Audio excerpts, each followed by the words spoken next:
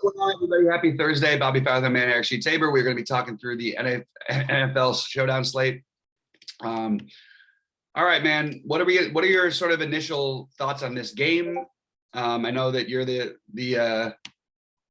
one, like you're the man who's still alive in the million-person survivor pool. So what are we doing here, like game-wise, first of all, and then we'll get into first of all, I guess I could say that I don't have either of these teams in the survivor pool this week. I used both of them already. Yes, and I don't believe that anybody in the pool is going to be playing these teams either. So from a survivor pool perspective, it's not particularly relevant. Fortunately, all right, we just got was able to get the news that Kamara is out, so at least we can operate with some degree of I don't want to say confidence, but at least we have a direction. Okay, we're not like waiting for. They had him as I think a game time decision, which is just like so annoying. Right. They should have a little more respect for my dinner time schedule. You know what I mean? But yeah, so that's at least good news.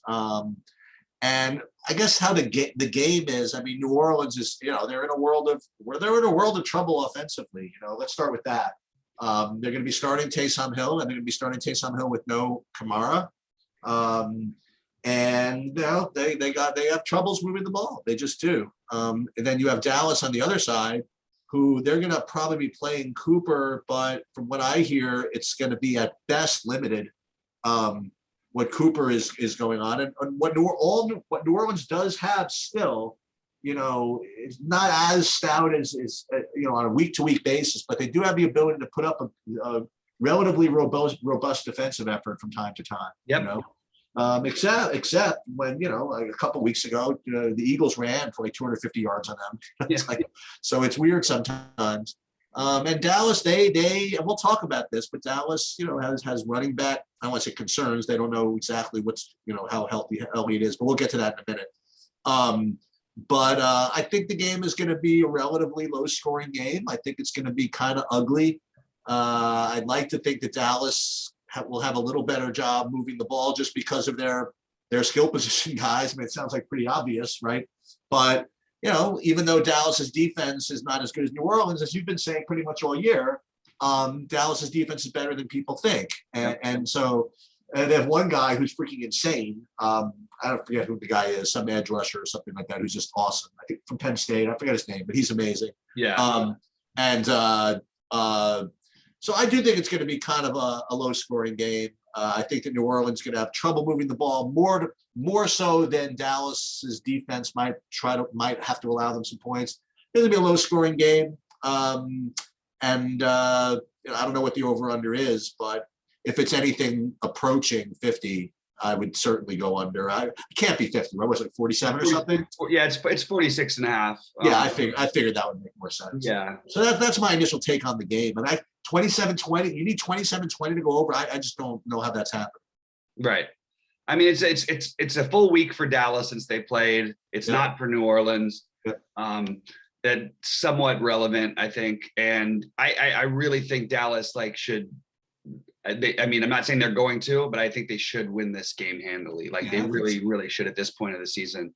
And the one thing New Orleans also, they get pressure on the quarterback. Dak Prescott's the best quarterback under pressure in football. Oh, is that right?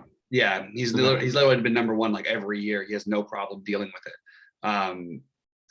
So I think that priority plays, and some of these are going to be popular, some of them won't. I think Dak is your priority. I think CD is a priority. I think Gallup is a better tournament play, but I really like some of these cheap guys that you can get in the top guys you need. It's going to be hard to get me to click the Taysom Hill button. I really am having trouble with it because I would rather play CD Lamb. I would rather play Pollard. I would rather play Zeke. But at the same time, I have plenty of money to spend because Mark Ingram is too cheap. But then you have Tony Jones and Noah Brown, who are going to have some sort of a role in this game. And I don't think anybody is I don't know why the projections don't seem to be accounting for, at least as of this morning. Yeah. But Tony Jones is, I understand he's the backup running back. I understand, Ingram was out, and I understand that he got all, the Tony Jones got the looks. But Tony Jones is a guy everybody was playing on, at 40% on Sunday. And he ran the ball 16 times. He only had 27 yards rushing. but the guy is, you know, at no cost, he's going to have a part at least as a backup. So I think I think those are your cheap options to mix in with the normal studs. Like, I do think you want to play CD. I do think you want to play Dak. You could argue maybe CD is maybe to play what's his name instead of CD, Gallup. But I would just say you could play both those guys together.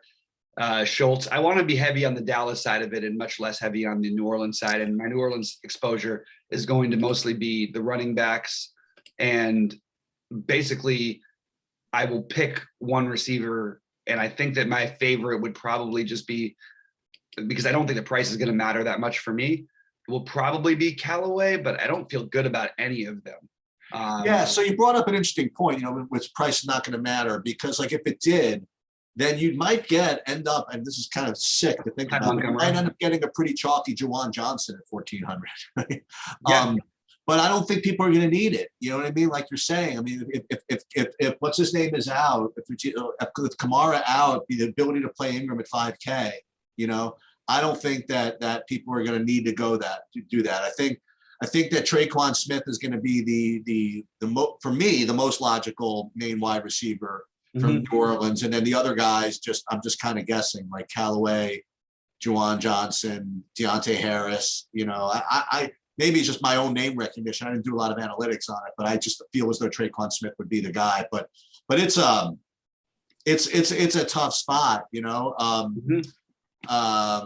Yeah, and I think that a lot of my builds are going to be sort of what you're getting at, some maybe even 5-1s with Dallas, and then like one New Orleans guy, or at most, you know, 4 Dallas's 2 New Orleans guys. What's going to be interesting is, I think, and this is not something I usually do, right? I don't usually like make rules in showdowns. I just, for a lot of reasons I've talked about before, but I usually don't make rules in showdowns. But in this particular one, I do think that especially on the New Orleans side, like for me, like if Kamara were playing, for example, I would try to avoid lineups with both Taysom Hill and Kamara in it. You know what I mean? Because I think that Taysom Hill, if he gets there, it's probably going to involve some rushing touchdown of some kind. You know what I mean? And if that's the case, I think you might want to. I mean, like, it's kind of hard to do, but maybe make a rule where you don't play Ingram and Hill. I don't know. It's or maybe, I don't know, that I don't know exactly what rules I'm going to make, but I have a feeling that Taysom Hill's got to be a part of it. You know, I don't want to play Taysom Hill with another guy who I'm counting on for rushing touchdowns. I think that's what I'll really do. Probably no lineups with Hill and Ingram. And to be honest, Hill and Ingram are going to be probably the 2 most popular players on the slate. Is that possible? I mean, it has to be, right?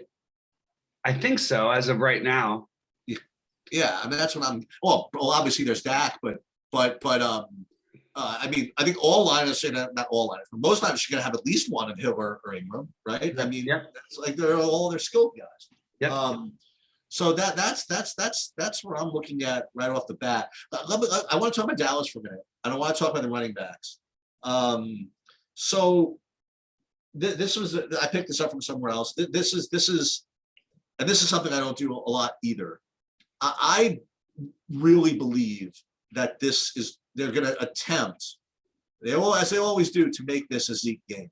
And Dallas has played in showdown slates like all year long, pretty much. I don't think I played a share of Zeke like in all of them, because you know what, he's projected as a bell cow, and basically split share, right, with Pollard. But from what I've heard, he's actually been a full practice like the whole week, and you know, I don't know if they're going to be able to get away with it, but it's a must. It's not a must, maybe not must win, but Dallas could really, really use this game. Let's put it that way. And especially with Cooper being kind of iffy, I think they're going to try to make this a Zeke game if possible. And they've been doing this for 10 years. Right? As long as Zeke's been on the team, they always try to make it a Zeke game. But Dallas's offensive line is healthy, so I'm probably going to play more of Zeke than I usually do. I would normally, honestly, with Dallas, I would play Prescott with Lamb or one of the other receivers just for fun, right? And probably just fade Zeke and just hope that Zeke can power whatever, or just play Pollard. just think I'm going to be playing Zeke today. That's the best I can. I don't think it's a bad idea to play both of them. Yeah, I was going to ask you about that. I think that makes a lot of sense personally, especially with the potential game flow and the questionable about Cooper at receiver. And in addition to having a good run defense, except for a couple weeks ago against Philly, New Orleans actually has a pretty decent pass defense. Yeah. But anyway, that's where I think we're on a similar page. I do think that, guys like Dalton Schultz, it's going to a lot have to do with ownership. And we'll revisit it at 6:30 when we do our live before lock other stuff, because it is hard to know without some of the injury information how limited Cooper will be is a big one. And there's a bunch of Q tags on the whole slate, and if anybody else slides in, but I do want to just the Noah Brown, Tony Jones, Kenny Stills, even there are these weird guys. Which team is he on? Stills, the Cowboys? He's on New Orleans. Okay, he's the fourth receiver, but at the same time, it's an opportunity there. He's going to have a chance. At least he'll be on the field for a few plays. Yes, you have plenty of value, Juwan Johnson. You have plenty of value guys you could take shots with. It's just the question: do you even need to? Like who are you spending up to get outside of the main Cowboy guys? And even with those guys, you don't really need to save. So I'm almost like going to try and force myself to overspend and get them in, which may mean unfortunately playing some Taysom Hill, which I really don't like that play. That's where I'm at. But we'll revisit it at 6:30 Eastern. Sheets, anything else before we get out of here? Yeah, I may as well talk about the defenses a little bit. Currently, it doesn't feel like a defenses type of slate. I'd like to think that Hill is going to be conservative with what he does. Like he's either going to put it under his thing and run or just take the easy pass. It just doesn't. I mean, they can get sacks, but sacks doesn't do it. Right. Sacks doesn't do it. And while Dallas is definitely they're opportunistic, but I just don't see it today. And the Saints defense, just the points. I mean, they're going to need a pick six and at least to get this done. I mean, there's enough skill players, I think, to where just getting like 8-9 points out of one of your players is just not going to work for you. So I just don't see the defenses working. Kickers, I think, can always work and in a low scoring game. So I don't mind either, honestly, Mayer or Zerline. So I prefer them over defenses. And I agree with that, by the way. Yeah. Except for I do think Dallas has a high ceiling on their defense, but I agree with the kickers being good plays. Yeah. All right. Well, we'll have better stuff for it's always hard early in the day with these showdown ones because there's so much stuff that comes out and then it changes the whole slate. But we'll be with you guys at 6:30 Eastern, and we'll finish the rest of it then. Sheets, anything else before we get out of here? I do actually. I was going to talk about this offline, but I want to bring it up to you online. Maybe I'll just throw it out there for people who've made it to this far in the video to think about. So I only remember it because you're talking about Taysom Hill. So Taysom Hill has, from what I've heard, a pass prop of something like 217 points, 217 yards or something like that. Okay. Now I got to confirm that, or at the most like 220, whatever, maybe like 218, whatever. And from all the projections I see, they have them in like 230. Okay. I've got them at 215 and a half. Yeah. Yeah. Like across the board. And I bring this up for this reason. I've seen like a lot of this in the last, since like all the other content provider sites have been like publishing their prop picks and like their whatever it is.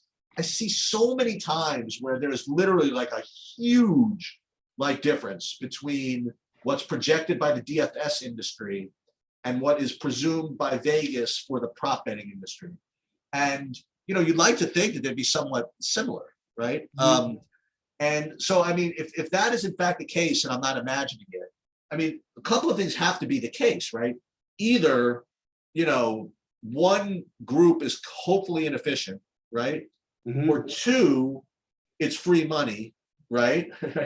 Or, which is probably saying the same thing. Or three, I'm just like missing something, So I'm just kind of curious, like why that could be that almost every day there is a prop bet that if you look at the DFS projections, you see like maybe sometimes like a 10% edge. And like, for example, you talk about like finding value in sports betting. I talked to Grant about this. I don't know if you still talk to him, but like Grant's like an expert in this. Like if you ever found like in an over under, for example, like a 1/2 a point difference, people would bet like their whole bankroll on it, right? Or if you found like an NFL, like God forbid, like a half point, you bet their whole bankroll on it. But you see these discrepancies between two different industries, right? They're kind of like they're both combining for the same, information, right?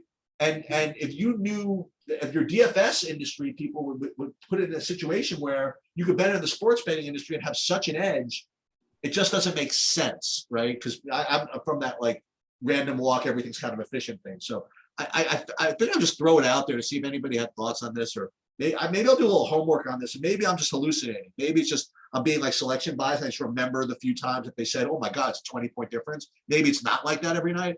But I'm gonna pay a little more attention to it and see what's going on.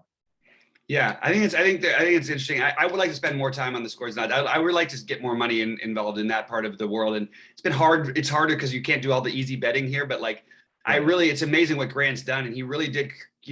For him, like I've known Grant forever, and what he's done is like he took his niche and like he realized that DFS he was a good enough player, but that wasn't like his crushing thing, and he's really hammers these bets. Is he really good at it? I mean. He's really good at it. He's really timely with it. He has like he was talking about it yesterday, and he's like every time he has a little inkling and a little bit of news thing, he immediately just logs in straight to the prize pick. He can actually get there and get that action in. I mean, it seems so counterintuitive. You should be able to do that, right? Yeah, but that's taking advantage of the market. You know what I mean? I don't know. I think it's actually like I just think he's just you're reacting quicker than the sites are able to. That's what I'm saying. Like for me, like listen, as you know, and as people may or may not know, we're involved in some sports betting thing that we're developing as well, and they have this big sports betting conference right now in New Jersey that people are talking about all this stuff. And I just find it interesting that if this is going to be like $1 billion, multi-billion-dollar industry, which it is, I mean, you can't have that. You can't have sites offering action and then not being able to. And being so slow that somebody can just see news and just pound on it. Yeah, I mean, you got to be better if you're a sports book than that, I think. Yep. Yeah, I agree, but it's hard for them to be ahead of late in breaking news, especially in the NBA. That's where I think there's a huge gap. Like because you have guys who get announced out who you didn't even know they were questionable. Like maybe they don't even care. Maybe they're like the few people that'll know that'll stick them for it. It's just so small based on how much money they're making elsewhere, I guess. I don't know. That's how I see it. That's what I think is happening. Anyway. You know what it reminds me of? What's that? We're really straying. That's okay. No, that's fine though. Whatever. I remember back when I used to back people in poker, and there were guys and people would ask me like after the fact that when I would tell them about my successes in backing, they would ask me about all these different things. They would say, "Doesn't it bother? I mean, did anybody does it concern you? Maybe people might steal from you?" And this and that, I'm like, dude, I know people steal from me. You know what I mean? Right. I know it. And it's kind of like an accounting entry. It's like almost like an allowance for doubtful accounts, that you put in a spreadsheet. You just have to assume that that's going to happen and that you're good EV anyway. I mean, there were people, seriously, I'm not going to go names. There were people that I gave like they would steal from me literally like 3 times. Like they would steal from me, then they would come back like 6 months later and I say, "Do you think you could do anything? Can you forgive me?" And I would say, "Sure, no problem." Because even knowing that there was an X% chance they would steal from me again, it was still worth it because like there was that great EV that I would just do it anyway. And people was like, "How do you trust him?" I'm like, I don't. As a matter of fact, I know he's going to steal from me, but I'm just hoping that that it's still net plus EV. So maybe that's kind of where it's at. Oh, and Cliff and I would go. Oh, we would fight over this so much. Why are you take this guy again? He's just going to rob him. Like, yeah, but don't worry, we'll make like 200,000 before he does. Don't worry about it. And maybe that's where the sportsbook deal with these with this situation. I don't know. Yeah, no, I mean, I think that is basically the same thing that's happening. I think you're totally right on. And until the world gets that sharp, but by the way, with all the apps and all the things that are going to be happening, people are going to get that sharp. So the sites better know before anybody else does. Yeah. But you get little hints of it last night, like with Miami and Cleveland. When you see that spread continuing to drop, and you get the feeling that means Jimmy Butler's out, something like that. Anyway, let me run. All right. Good luck, everybody. Okay.